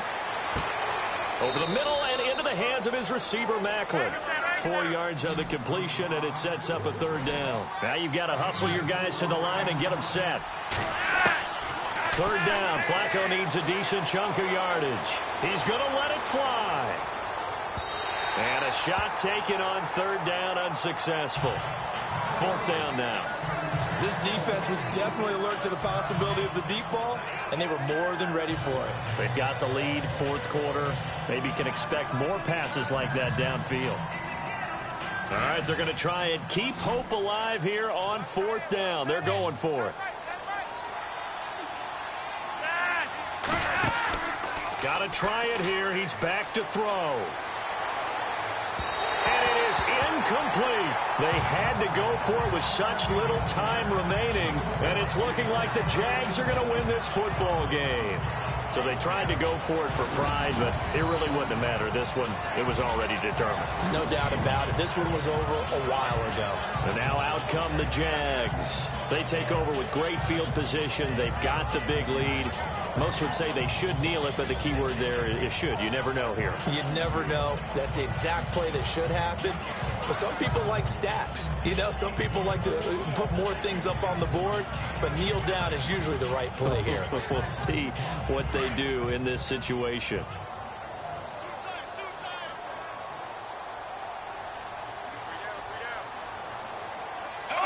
The D can only stop it one more time as they take the knee.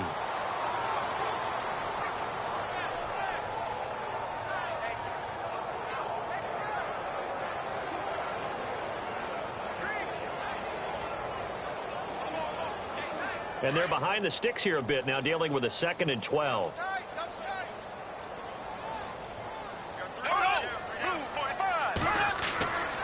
Now Leonard Fournette. And he will cross the 30 down to the 29-yard line. Give him 2 on that run, and they're still left looking at a 3rd and about 9 to go. Charles, why didn't they just take the knee there? You're asking the question that I'm asking as well, because we've seen a lot of football where coaches decide maybe they get a little greedy. I don't know if they're doing it for stats or for what reason. We've seen it happen in college. And how about in the NFL? The miracle at the Meadowlands. All they had to do was take a knee and the game was over. The Giants ran it one more time. Ball popped free. Philadelphia picks it up and wins the game. What year was that? 1978. I think it was in November. And Charles, I think when the schedule comes out, all teams, no matter where they're predicted to finish, talk about protecting your home turf. They were able to do that here in this one. Similar to a tennis match, right? Not letting them break your serve. That way you hold on to it. They got it done, and they feel very good about that victory.